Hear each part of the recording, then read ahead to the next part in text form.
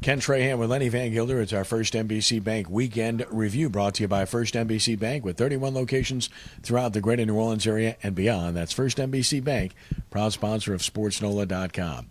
Forget about an unbeaten season, Saints fans. That's not happening after the 30-27 loss at New England. And, in retrospect, I said going into this two-game road trip, Lenny, that a split would be very good and it would leave the Saints in good shape. They're still in very good shape. It's just the way they got there that was disappointing. It kind of reminds you of a baseball series. You go on the road, you hopefully getting 2 out of 3. You win on Friday, you win on Saturday, and you lose in heartbreaking fashion on Sunday. It's like, man, you could have had that sweep. You could have had this sweep on the road and be 6-0. But you know what? At the end of the day, the sun did come up this morning, and the Saints are still in command in the NFC South. Yes, there are so many places you could point a finger in this game.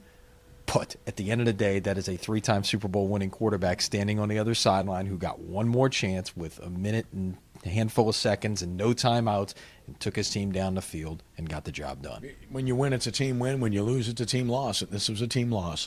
The offense is at fault because they couldn't make a first down, given 2 opportunities to do so, to put the game away. Just one. The game's over. They could not do it.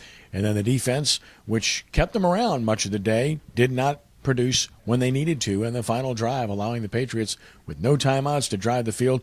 Shades of San Francisco a couple of years ago. Exactly, and put that one probably in this same category.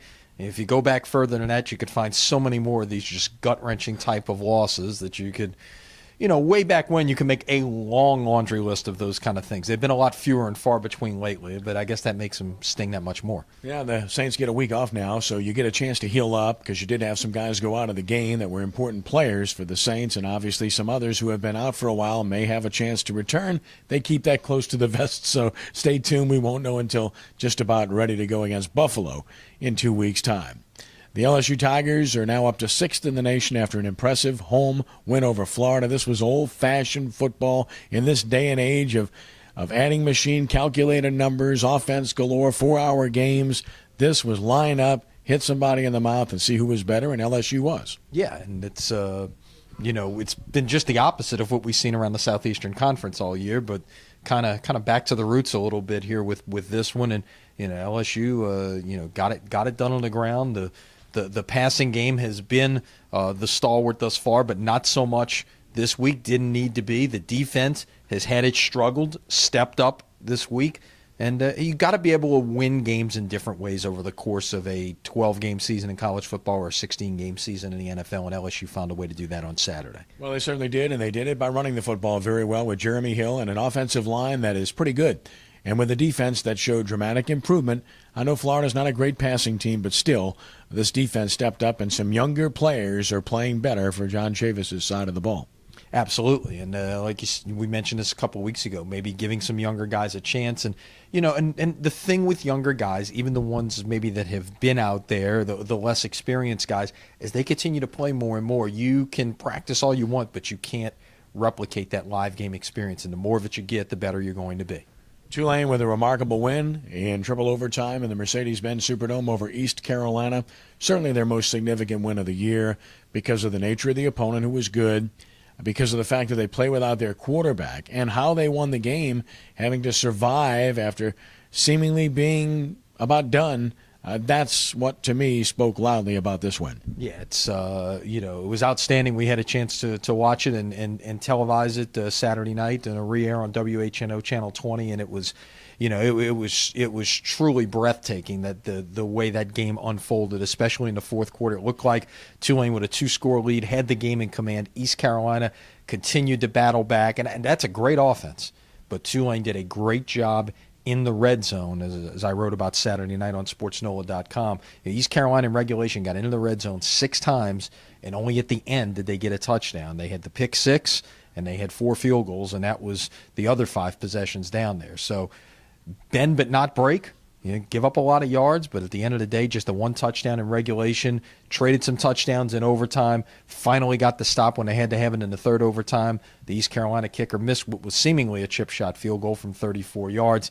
Curtis Johnson didn't waste any time. When you've got the best kicker in the country, I can't debate that call at all. Send him out there on 1st down. You're right in the middle of the field, 42-yard field goal.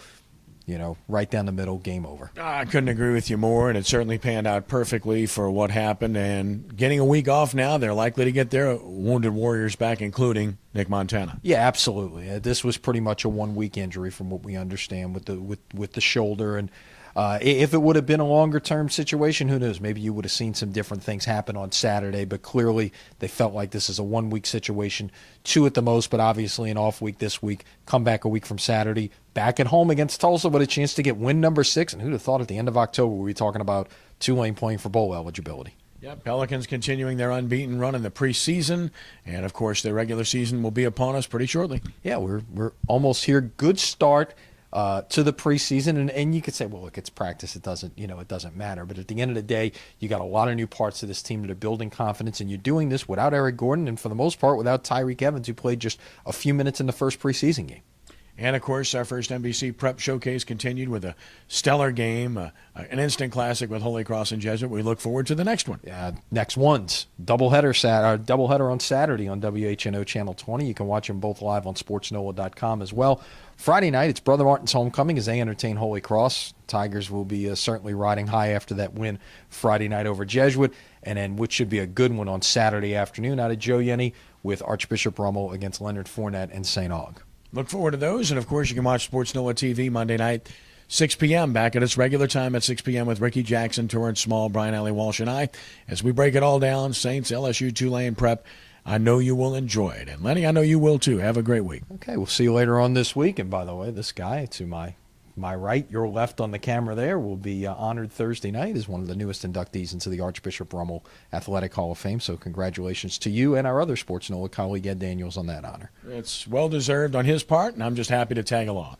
And that's our First NBC Bank Weekend Review, brought to you by First NBC Bank with 31 locations throughout the greater New Orleans area and beyond. That's First NBC Bank, proud sponsor of SportsNola.com. For Lenny, I'm Kenny. Thanks for joining us. Have a great week, and God bless.